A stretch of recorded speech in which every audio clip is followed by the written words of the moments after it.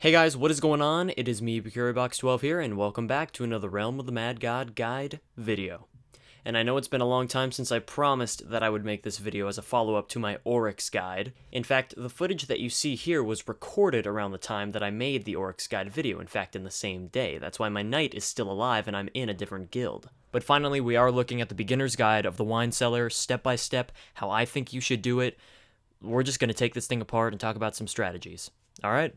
Let's begin. So for the two of you out there, in order to get to the wine cellar, you first must destroy Oryx the Mad God in his chamber. Once done, a portal will appear known as the wine cellar portal. The only way to unlock this portal is to have a wine cellar incantation. Use it, and boom, there you go. So the first thing that you're going to notice once you enter the wine cellar is that instead of having 4 spawn points like in the castle, there is only 2, the top route and the bottom route. There's no difference between these 2 routes. You still attack the same enemies spawn in the same places, you go through the same twists and turns. The only difference is that one's in reverse of the other. So as far as getting there faster, it doesn't really depend where you are rather than what you are. Anyway, now that we've finished the introduction, we can get right down to the good stuff. Enemies. The enemies that you'll be facing on your journey correspond to the following: Henchmen of Oryx, Abomination of Oryx, Aberrant of Oryx, Monstrosity of Oryx, Vintner of Oryx, Bile of Oryx. Each and every one of these enemies is unique and brings something different to the table. The first enemy that you should encounter is the Monstrosity of Oryx. Now it only has 1000 HP and it doesn't even attack you. But it's not the monstrosity itself that you want to watch out for, it's the yellow grenade that it throws. Because in that grenade spawns a monstrosity scarab, and these things can and will mess you up. I have actually died on a 6-8 Huntress because of them before, mainly because I was blinking red, but still. These things are the demonic embodiment of gray blobs. They will hunt you down, land on you, and explode. And considering they have 12 shots each dealing 50 damage, it's not good. The next enemy you should face is the Abomination of Oryx, and I'm gonna tell you right now, this guy is an unmaxed player's nightmare. Why, you ask? Well, just take a look at his shot pattern. Oh my god. It's horrible. Not only does this guy shoot like a maniac, he also does damage like one. This guy has 5 different shot patterns. The first group has 3 shots, then 5, then 7, then 5 again, and then 3. 23 shots. This guy is an abomination. Alright, you stay away from this man, alright? He's no good. Next up is the Bile of Oryx. Now these guys are without a doubt the most annoying enemies, mainly because they don't even attack you. They just slow you. As soon as you walk through them, you are incredibly slowed, and for a long time, too. Now, according to RotMG, it's not the bile itself that slows you, it's actually the purple goo that spawns from the bile, but it's pretty much the same thing. Look at it, it's like no freaking same. The main reason that I think the bile is annoying is because it doesn't only slow you, but it makes you sick. What is sick, you ask? Remember the priest class? Remember the necromancer? Yep, they suck now. HP pots? Gone. Elixir? Gone. Firewater? Stupid. Pets? Useless. Sick prevents you from regaining HP, and for 5 seconds, that is a long time, especially if you're backed up into a corner with 5 trillion enemies trying to kill you. Yeah, I mean, it's like the bile isn't even a real threat. He's just there to mess up your day. He's there to knock the ice cream over. He's there to put a freaking rain cloud over your head. He's just a jerk. Freaking hate you. Next up is the Aberrant of Oryx, and this guy is on the mild side, similar to the monstrosity. He doesn't attack you directly, however, he does spawn an enemy that can do damage to you. Specifically the Aberrant Blaster, which is pretty much a bomb that he can throw at surprisingly long range. Plant it on the ground, and if you walk near it, it'll explode, firing off 6 shots, each dealing 50 damage. So it's kind of like taking a mini shotgun from an abomination. Next up, the Vintner of Oryx, and this is my personal favorite. I don't know why, I like this guy. He looks like a friend. I know he's got the little devilish horns and the apron and all that, but he seems like he's here to serve you.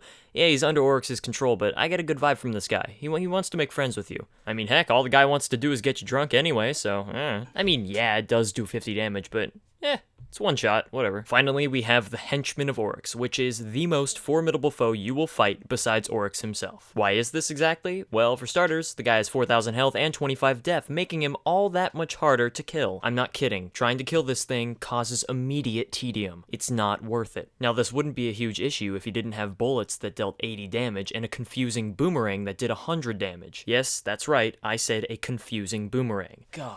Confusion. It just had to be confusion, didn't it? Confusion is single-handedly the worst and most annoying debuff in this game. I know there are other debuffs out there that are just as annoying, but this one has been around the longest. It's I know that there's people out there that have found out how to get around the confusion and they know how to confuse control, and you know what? That's awesome. But I'm not one of those people. It catches me off guard. I'm like, freak, gotta switch control, and then the duration's over, and then you end up walking backwards anyway. I hate it! And to make matters worse, he is also the spawn point of the Aberrant, Abomination, Monstrosity, Vintner, and Bile.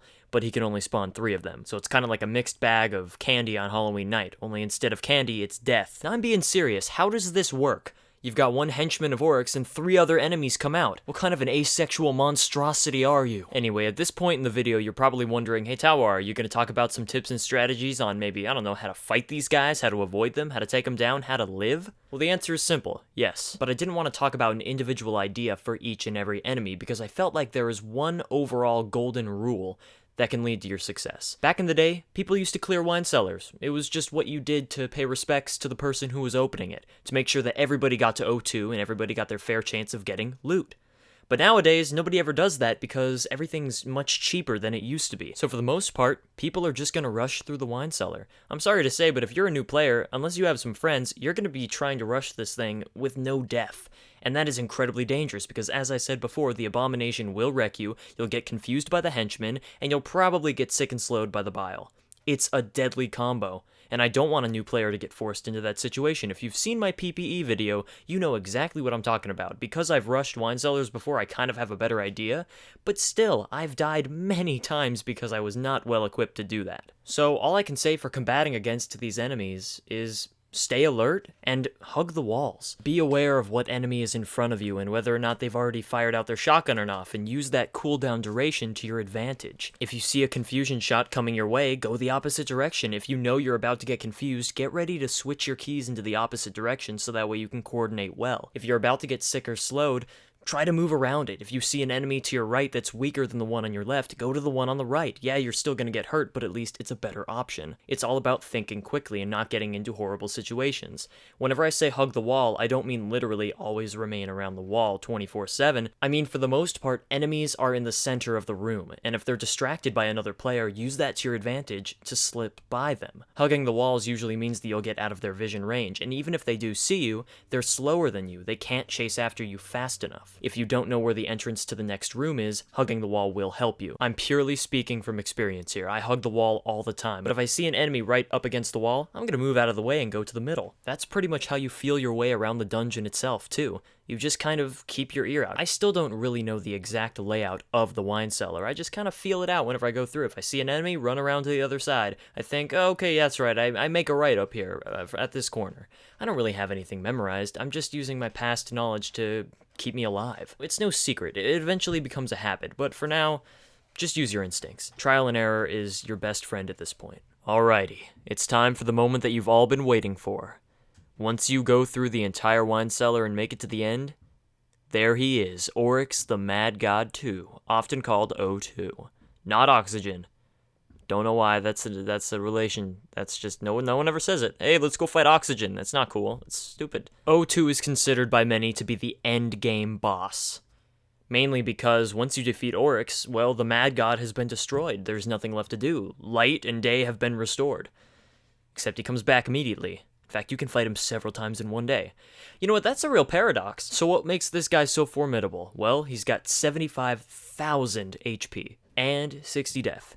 Whoa. And he has the legendary insta-kill shotgun. You want to know how many shots he has? Just take a look. We've got regular bullets that deal 135 damage, the most that we've ever been dealt in the entire dungeon, by the way. We've got the blue stars, which confuse you for 5 seconds. Great, more confusion. In case you couldn't handle all of the henchmen running around, now you got Oryx himself, who's going to confuse you personally. The green star, which slows you for 10 seconds. Need I remind you that 10 seconds is a very long time, especially when you are in the heat of battle, where time, it literally slows down. I just made that up. You got the pink stars, which blind you for 5 seconds. Oh, great. Like an angel's kiss. You got the red stars, which just do 160 damage. Then you have the gray stars, which quiet you for 3 seconds. Beautiful, wonderful, icing on the cake. Then you've got these little, like, what is that? Like a pencil shaving? It does 240 damage. Oh, you thought that 160 damage was a lot. Oh, no. 240. Then you've got these black stars, or X's, or whatever those are, that quiet you for 20 seconds. So in case you didn't have enough quiet from those little gray stars, now you get a giant black one That quiets you for 20. Ah, just wonderful. Then you've got this white X that weakens you for 60 seconds, a whole minute. Your damage is done. I hope you got your DPS before you got weakened, because you are not getting it now. I'm going to say it right now. The weaken is the most annoying whenever O2 is going down, because he dies really fast these days with a huge group. Maybe with a few people, okay, then you're good. But 60 seconds of weakening, that just makes the fight drag out. It's painfully annoying. So if you couldn't already guess it by now, the shotgun is deadly. You must avoid this thing at all costs. Mainly because if you're running away from the shotgun and you get confused by accident, you'll run right back into it. O2 has one fighting pattern.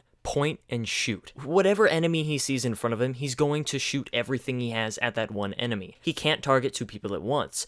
If you run up close to him, you are now his next target. I'm not sure what the exact cooldown in between shots is, but I'm sure it's around 3 seconds. This means that as soon as he shoots out his shotgun, you better run in for a stun or something, or just throw in a few bullets if you want to get even close to this guy. The primary method of defeating this guy is circling him. If you can get into a good rotation, this guy's no problem. The only difficulty with that is that if there's minions around. If there are henchmen of Oryx running around to confuse you, you could get confused and run into the shotgun, the problem that we wanted to avoid in the first place. Oryx is constantly spawning minions throughout his first phase. If you can damage him and get him below, 20,000 HP, then he'll stop spawning minions. Don't really know why he does that, they're actually helping him in the fight, but hey, whatever, it's your life. This is the phase where you want to circle him. This is the phase where stunning him is particularly easy because you can just run right up to him, hit Q, rotate all the way around him, stun, and keep on hitting him. But for a new player, someone who's not even maxed on a single stat and somehow made it through the wine cellar,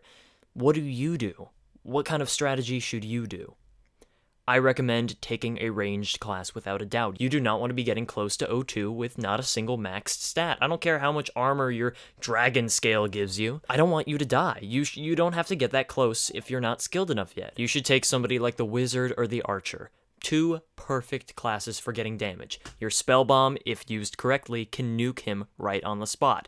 And the archer pierces through enemies, so even if you hit minions, you can still hit O2 himself. Not to mention your quiver can paralyze him, securing your damage. If you didn't see my How to Get More White Bags video, I talked a lot more about securing your damage in that video. But that's the primary strategy. In fact, it's not even a strategy, it's just a thing. It's a method. It's what you do when fighting O2. Stand back and fire away. But once you get more experienced with the game, you'll start to realize that people chain stun Oryx, which is the act of a knight stunning Oryx, drinking an MP pot, using their pet to heal up their magic, and continuing to stun O2, preventing him from attacking and just killing him instantly because there's so many knights and he can't attack and the stun does so much damage and everybody can wail on him with no fear of getting hurt. Once you get better at Realm and you want to play the knight and you want to max out your def and you want to run up and hit Oryx?